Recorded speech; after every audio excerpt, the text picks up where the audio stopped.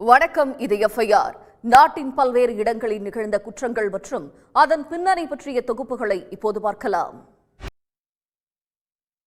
குழந்தை இல்லாதவர்களுக்கு பரிகார பூஜை நடத்தி குழந்தை வரம் பெற்றுத் தருவதாக ஆசை காட்டி நகை மோசடியில் ஈடுபட்ட போலி ஜோதிடரை கொளத்தூர் போலீசார் கைது செய்தனர். வண்ணாரப்பேட்டை, பட்டினப்பாக்கம் உள்ளிட்ட பல்வேறு இடங்களில் கைவரிசை காட்டியவர் சிக்கியது எப்படி?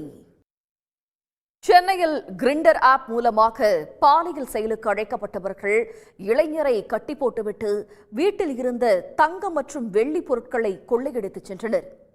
துணிக்கடை அதிபர் வீட்டில் கைவரிசை காட்டிவிட்டு ஆட்டோவில் தப்பிய மூவர் சிக்குவார்களா? இளம்பெண் அழகு கலை நிபுணர் ஒருவர் டிக்டாக் நேரலையின் போது மர்ம நபரால் சுட்டுக் கொல்லப்பட்ட சம்பவம் மெக்சிகோவில் நடந்துள்ளது. விலை உயர்ந்த பரிசு பொருளை தருவது போன்று நடித்து கொலை செய்தது ஏன்?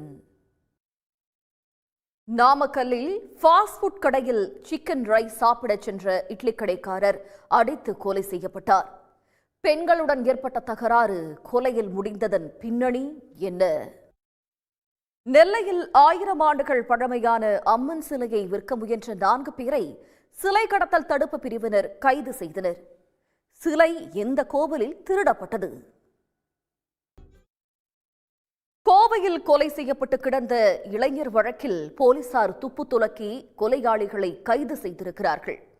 நண்பனின் காதலியுடன் ஆபாச வீடியோ காலில் அடிக்கடி பேசி வந்த சென்னை கல்லூரி மாணவரை கோவைக்கு வரவழைத்து போதை ஊசி போட்டு நண்பர்களே கொலை செய்த சம்பவம் அரங்கேறியிருக்கிறது. டாட்டூவை வைத்து கொலை செய்யப்பட்டவரையும் கொலையாளிகளையும் போலீசார் அடையாளம் கண்டது எப்படி?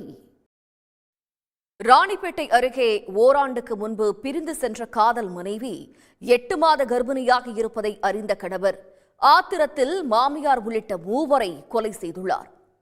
மனைவி மற்றும் மனைவியின் ரகசிய காதலன் சிக்காத நிலையில் மனைவியின் தாய், காதலனின் பெற்றோர் கொல்லப்பட்டதன் பரபரப்பு பின்னணி என்ன?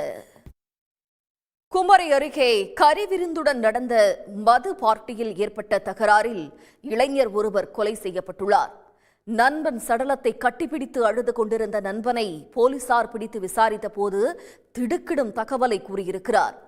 வேறு ஒருவரை கொல்ல முயன்ற போது இருட்டில் குறி தவறி உயிர் நண்பன் உயிரை பறித்ததன் பின்னணி என்ன? இத்துடன் எஃப்ஐஆர் நிறைவு பெறுகிறது. நன்றி, வணக்கம்.